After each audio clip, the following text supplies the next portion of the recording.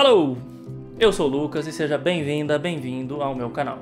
E sim, você não entendeu errado, em tempos de CGI e multiversos da loucura, eu venho falar de um fotofilme em preto e branco de 1962. E não se trata de ser hipster nem nada do tipo, mas sim de uma obra-prima com menos de 30 minutos de duração que você pode ver e rever sempre que quiser no próprio YouTube. La Jetée, ou O Pier, de Chris Marker, é um fotofilme de ficção científica da década de 60, que te faz entender que histórias são sobre alguma coisa e que se pode fazer muito com pouco. Me explico. Hoje, quando falamos de ficção científica e de cinema, no geral, nós pensamos em grandes produções, orçamentos, lentes, performances, ação, explosões e por aí vai. O que não são coisas necessariamente ruins, que fique claro. É ótimo que o cinema tenha esses recursos e é maravilhoso o que se pode fazer com eles. Eu mesmo amo Duna, inclusive. Mas, porém, todavia, entretanto, escolhi falar de La Jetée por dois motivos.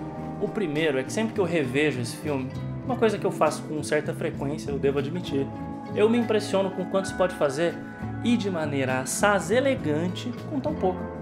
Imagens estáticas em preto e branco, uma narração simples e escolhas objetivas e intencionais. O segundo motivo é esse. É um artifício barato ali no título, eu sei, mas por favor confia, a história é foda. E isso vale tanto para o enredo do filme quanto para um dos temas nele presentes, a história com H maiúsculo. Em tempos de multiverso da loucura e Adam Driver que viaja no futuro, que é passado do presente do pretérito perfeito para atirar em dinossauros, talvez o filme seja excelente, eu confesso que eu ainda não assisti. Comenta aqui embaixo. Bom, em tempos assim tão espalhafatosos, por assim dizer, muitos filmes perdem algo fundamental numa boa história: propósito. Existe uma enorme diferença entre um filme que é sobre viagem no tempo, com um homem que descobre algo sobre si, e um filme de um homem que descobre algo sobre si com uma viagem no tempo. Entende o que eu quero dizer? Existe um fator fundamental da narrativa que talvez até possa ser secundário em muitas histórias, mas jamais o artifício aqui deve se dar em detrimento do fator humano de uma narrativa. La Jetée é um filme sobre um homem de um futuro distópico na Paris devastada após a Terceira Guerra Mundial, que é escolhido como a cobaia perfeita para um experimento de viagem no tempo, por ser, há décadas, apegado à imagem que viu um dia num pier em Orly do rosto de uma mulher e da morte de um homem. E isso o marcou para sempre.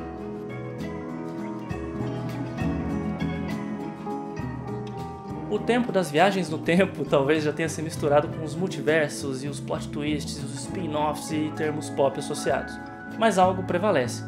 Conquanto a consciência de quem viaja no tempo se mantenha entre os tempos, as personagens progridem sempre na direção da valorização do presente e de aceitar que a vida tem altos e baixos, que nem todo problema a gente pode evitar.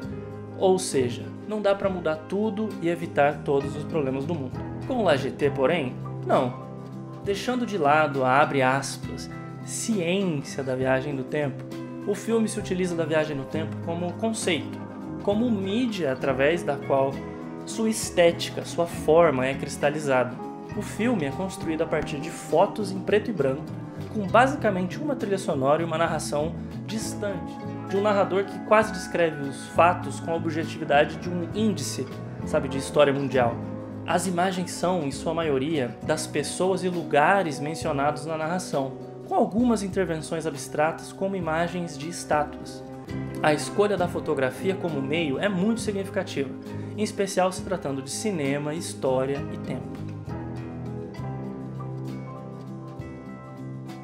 Numa reflexão meta, ou seja, sobre a mídia, fazer no cinema, por meio de fotografias, um filme sobre tempo é dar a ele uma maneira restituída de interpretar. É equivalente a repensar passagens da própria vida muito tempo depois, após muito viver, pensar e amadurecer. Um fotofilme de ficção científica sobre vida e memória diz por si só mais sobre o cinema do que sua própria história. Afinal, o cinema começa e permanece ele mesmo como a história da imagem em movimento, construída pela rápida sucessão de 24 imagens estáticas por segundo, que nós interpretamos como uma imagem tão viva quanto qualquer outra. Entra aí a questão do cinema como registro, e também a questão da vida como composição de memórias. Eu tenho imagens vivas de céus azuis e quedas de bicicleta quando era criança, que fundamentam meu estar no mundo até hoje. São sentimentos que eu só sei traduzir ao lembrar de uma angústia passada ou de um êxtase que eu vivi décadas atrás. São ao mesmo tempo mais e menos que imagens estáticas. São simulacros carregados de sentidos, ou seja, contrastes absolutos do eterno momento presente.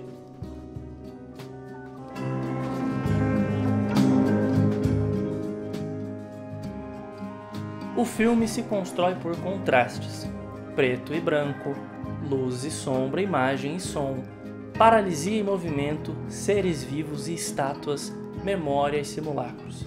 Diretamente associado à máxima de Tarkovsky quando diz que o cinema é um mosaico feito de tempo, LaGT é a representação de uma vida como um mosaico de memórias, fragmentos de tempo. A memória de infância de um prisioneiro soldado em tempos de guerra, a paixão que ele vive num passado que era seu em outro tempo, o próprio ato de viver este estar perdido na memória.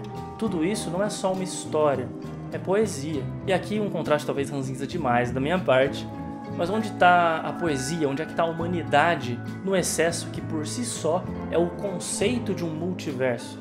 Claro que há exceções, mas LaGT faz pensar no quanto é possível descobrir em um único momento, na limitação não apenas de um universo, mas de uma só memória. É no contraste entre indivíduo e estátua, entre o signo e o significado, que me admira sempre a escolha da escultura, das estátuas como elemento abstrato do filme.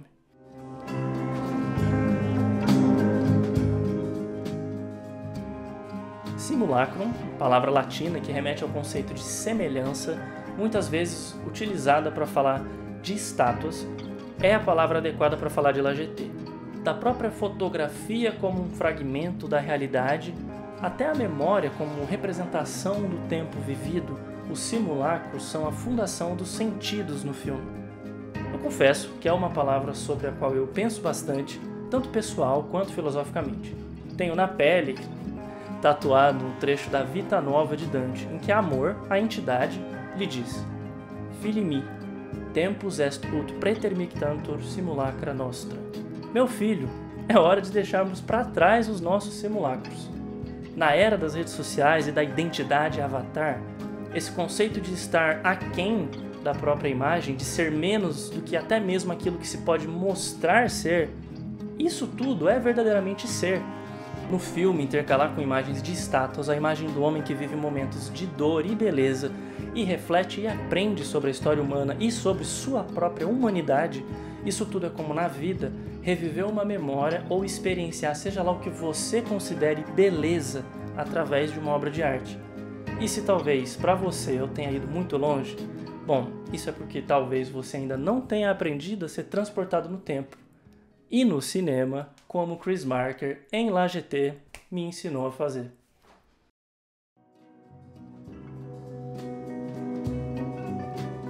Nada do que eu falei talvez importe para você, talvez a única dúvida que tenha ecoado na sua cabeça até agora seja: que diabos então acontece nesse pier?